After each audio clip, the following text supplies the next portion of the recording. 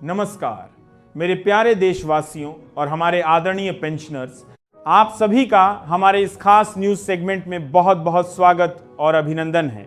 आज का दिन देश के करोड़ों कर्मचारियों और अपनी जीवन भर की सेवाएं दे चुके हमारे वरिष्ठ नागरिकों के लिए किसी उत्सव से कम नहीं है। सरकारी खजाने से जुड़ी दो बेहद अहम और ऐतिहासिक खबरें एक साथ सामने आई हैं, जिसने हर किसी के चेहरे पर खुशी की लहर दौड़ा दी है। जी हां, आपने बिल्कुल सही सुना। अब वह समय दूर नहीं जब ईपीएस 95 पेंशन योजना के तहत पेंशन पाने वालों के खाते में हर महीने कम से कम 1500 रुपए की अतिरिक्त धनराशि आएगी और इसी के साथ केंद्र सरकार के लाखों कर्मचारियों और पेंशनर्स के लिए महंगाई भत्ते और महंगाई राहत में भी जबरदस्त बढ़ोतरी का ऐलान हुआ है। तो कमर कस लीजिए, क्योंकि आज हम आपको इन दोनों ही बड़ी खबरों की हर छोटी बड़ी बात से रूबरू कराएंगे। इसलिए इस वीडियो को अंत तक देखना बिल्कुल न भूलें। और हां, अगर आप हमारे चैनल पर नए हैं तो सब्सक्राइब का बटन दबाना और वीडियो को लाइक करना न भूलें, ताकि ऐसी ही अहम खबरें आप तक पहुंचती रहें। चलिए फिर देर किस बात की, सबसे पहले उस बड़ी खबर पर चलते हैं जो ईपीएस 95 पेंशनर्स के लिए किसी वरदान से कम नहीं है। पहली बड़ी खबर, ईपीएस 95 पेंशनर्स को मिलेगी न्यूनतम पेंशन 7,500 रुपए। सरकार का ऐतिहासिक फैसला। दोस्तों, उत्तर प्रदेश के संडीला से लेकर तमिलनाडु के कन्याकुमारी तक और गुजरात के कच्छ के रेगिस्तान से लेकर असम के चाय बागानों तक लाखों ऐसे पेंशनर्स हैं जो अपने बुढ़ापे की पूंजी के रूप में ईपीएस 95 पेंशन योजना पर निर्भर हैं। लेकिन लंबे समय से एक बड़ी मांग उठ रही थी, एक बड़ी उम्मीद थी कि उनकी इस पेंशन में इजाफा किया जाए, ताकि बढ़ती महंगाई के इस दौर में वे 2 वक्त की रोटी और दवा का इंतजाम बेहतर तरीके से कर सकें। अब आखिरकार उनकी यह लंबे समय से लंबित मांग सरकार की ओर से सुनाई देने लगी है। खबरों के मुताबिक और सूत्रों की माने तो केंद्र सरकार अब ईपीएस 95 योजना के अंतर्गत आने वाले पेंशन धारकों की न्यूनतम पेंशन राशि को बढ़ाकर 7,000 रुपए प्रतिमाह करने पर पूरी तरह से गंभीरता से विचार कर रही है। यह वह बड़ा अपडेट है जिसने पूरे देश के पेंशनर्स में नई जान फूंक दी है। सरकार का यह कदम बेहद अहम माना जा रहा है, क्योंकि इसका सीधा असर उन वरिष्ठ नागरिकों की जेब और जीवन स्तर पर पड़ेगा जिन्होंने अपने पूरे करियर में इस योजना में नियमित योगदान दिया। कैसे होगा फायदा और कौन है हकदार? अब सवाल उठता है कि आखिर यह फायदा किसे और कैसे मिलेगा। तो दोस्तों, बता दें कि यह प्रस्तावित बढ़ोतरी उन सभी सदस्यों पर लागू होगी जिन्होंने अपने ईपीएफ खाते के जरिए ईपीएस 95 में योगदान दिया है। इसके साथ ही सबसे जरूरी शर्त यह है कि उन्होंने कम से कम 10 वर्षों तक सेवा दी हो और इस योजना में अपना हिस्सा डाला हो। यानी जिन लोगों ने 10 साल से कम समय तक काम किया है उन्हें इस बढ़ोतरी का लाभ नहीं मिलेगा, लेकिन 10 साल या उससे अधिक सेवा देने वाले लाखों पेंशनर्स के लिए यह किसी संजीवनी से कम नहीं है। सरकार का यह फैसला सिर्फ भविष्य में पेंशन लेने वालों के लिए नहीं है, बल्कि इसमें वर्तमान में पेंशन पा रहे सभी पात्र पेंशनर्स को भी शामिल किया गया है। एक बार यह प्रस्ताव मंजूर हो जाता है और सरकार की मोहर लग जाती है तो सभी पात्र पेंशन धारक स्वतः ही इस लाभ के हकदार हो जाएंगे।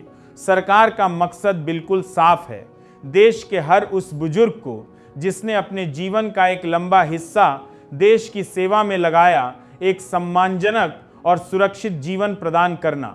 7,000 रुपए की पेंशन। पेंशनर्स की जिंदगी में क्या बदलाव आएगा?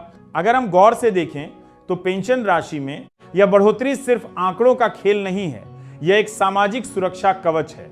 फिलहाल कई राज्यों में ईपीएस 95 के तहत पेंशनर्स को जो राशि मिलती है वह उनकी बुनियादी जरूरतों को पूरा करने में भी मुश्किल खड़ी कर देती है। लेकिन जब यह राशि बढ़कर 7,000 हो जाएगी तो उनके जीवन में एक नई रोशनी आएगी। सोचिए, एक बुजुर्ग दंपत्ति जिनकी मासिक दवाइयों का खर्च 1,500 से 2,000 रुपए के बीच होता है, उनके लिए यह अतिरिक्त राशि किसी वरदान से कम नहीं होगी। वे बिना किसी चिंता के अपनी दवाइयां खरीद सकेंगे। वहीं किराने का सामान, बिजली का बिल और राशन जैसी दैनिक जरूरतों को पूरा करने में भी उन्हें आसानी होगी। यह वृद्धि उन्हें आत्मनिर्भर बनाएगी और उन्हें अपने बच्चों पर आर्थिक रूप से बोझ बनने के एहसास से भी मुक्ति दिलाएगी। यह सिर्फ पैसे नहीं है, यह उनके आत्मसम्मान और जीवन की गुणवत्ता में सुधार का जरिया है। वे अपनी पोती पोते को बिना हिचकिचाए पॉकेट मनी दे सकेंगे, अपने शौक पूरे कर सकेंगे और एक बेहतर जीवन जी सकेंगे। यह वृद्धि उनके चेहरे पर एक नई मुस्कान लाएगी और उन्हें अपने बुढ़ापे में भी एक सशक्त और आत्मविश्वासी महसूस कराएगी। प्रस्तावित योजना की प्रमुख बातें एक नजर में। प्रस्तावित न्यूनतम पेंशन हर महीने 7,000 रुपये। लाभार्थी कौन? वे सभी सदस्य जिन्होंने EPS 95 में योगदान दिया और जिनकी सेवा अवधि 10 साल या उससे अधिक है। किसे मिलेगा लाभ? मौजूदा पेंशनर्स और भविष्य में पेंशन पाने वाले दोनों ही शामिल। पेंशन राशि का आधार, यह राशि कर्मचारी और नियोक्ता द्वारा किए गए योगदान के आधार पर तय होगी, लेकिन न्यूनतम सीमा 7,000 रुपये होगी। भुगतान का तरीका, यह पूरी प्रक्रिया पूरी तरह से पारदर्शी और डिजिटल होगी। हर महीने तय तारीख पर बढ़ी हुई पेंशन सीधे आपके बैंक खाते में ट्रांसफर कर दी जाएगी। इस फैसले का व्यापक असर यह फान के अपराधी के पारदर्शी फैसला सिर्फ एक वित्तीय मदद नहीं है, बल्कि यह पेंशन प्रणाली में लोगों के विश्वास को और मजबूत करेगा। जब लोग देखेंगे कि उनके बुढ़ापे की कमाई सुरक्षित है और सरकार उसे बढ़ाने के लिए लगातार प्रयासरत है, तो इससे बेहतर और क्या हो सकता है। इस कदम से सेवानिवृत्त लोगों की दीर्घकालिक वित्तीय योजना में आत्मविश्वास पैदा होगा। आप सभी पेंशन धारकों से निवेदन है कि इस बदलाव की किसी भी आधिकारिक घोषणा के लिए EPFO की वेबसाइट और अपने बैंक स्टेटमेंट पर नियमित रूप से नजर बनाए रखें। EPFO का पोर्टल और मोबाइल ऐप इस तरह के सभी अपडेट्स के लिए सबसे भरोसेमंद स्रोत है।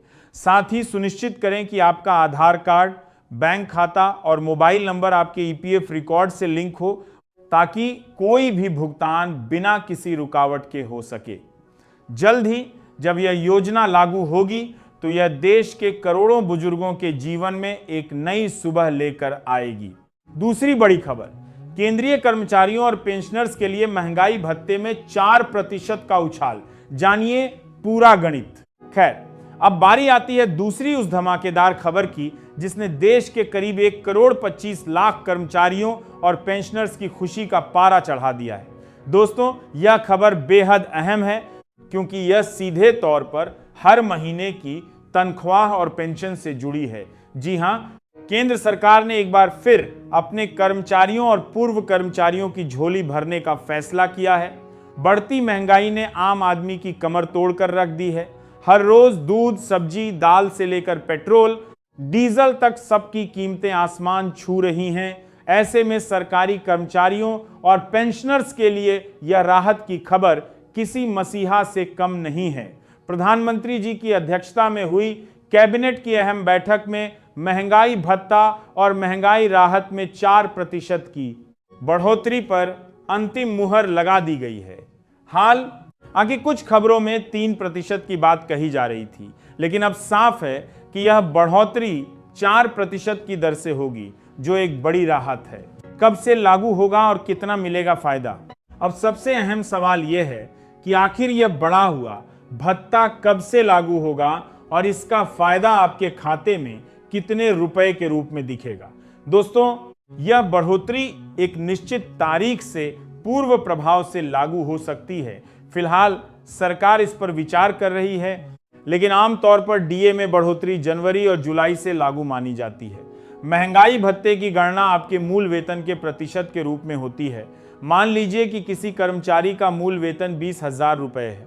4% की बढ़ोतरी का सीधा मतलब है कि उसकी सैलरी में हर महीने 800 रुपए का इजाफा होगा।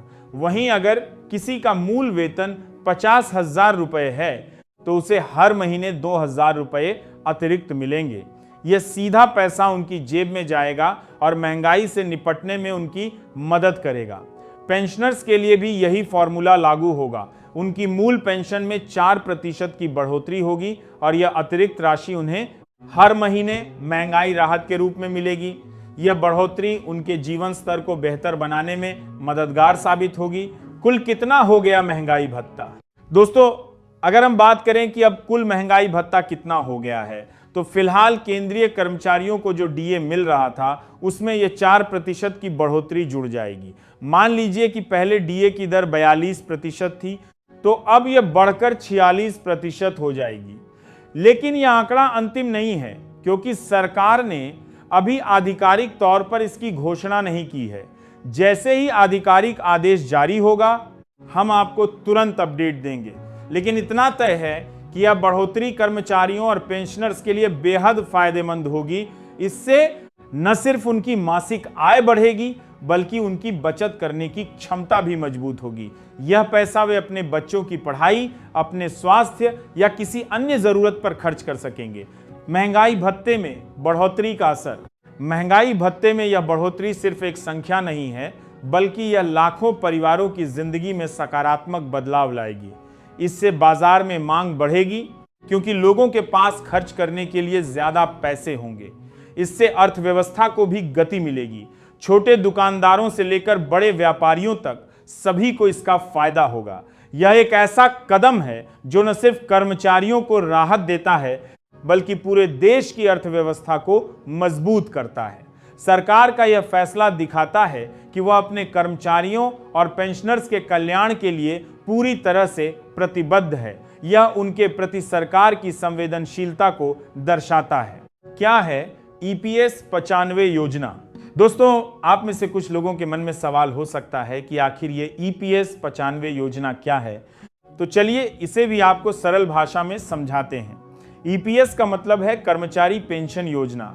यह योजना साल 1995 में शुरू की गई थी।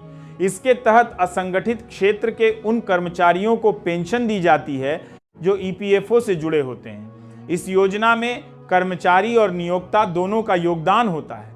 कर्मचारी के वेतन से 12% हिस्सा ईपीएफ में जाता है, वहीं नियोक्ता के 12% हिस्से में से 8.33% हिस्सा ईपीएस में जाता है। लेकिन यह योगदान सिर्फ 15,000 रुपए की मूल वेतन सीमा पर ही होता है। इस योजना के तहत पेंशन पाने के लिए कम से कम 10 साल की सेवा जरूरी है। सेवानिवृत्ति के बाद कर्मचारी को हर महीने पेंशन मिलती है, जो उसके जीवन भर चलती है। और अगर कर्मचारी की मृत्यु हो जाती है तो उसके परिवार को पारिवारिक पेंशन मिलती है। यह एक ऐसी योजना है जो कर्मचारी के बुढ़ापे को सुरक्षित करने का काम करती है। जहां पर जीपी के साथ बाद न्यूनतम पेंशन 7,500 रुपये क्यों जरूरी है? अब सवाल उठता है कि न्यूनतम पेंशन 7,500 रुपये होना क्यों जरूरी है? दरअसल आज के समय में महंगाई इतनी बढ़ गई है कि कम पेंशन में गुजर बसर करना मुश्किल हो गया है। एक रिपोर्ट के मुताबिक एक बुजुर्ग जोड़े का मासिक खर्च कम से कम 5 से 6 हजार रुपए के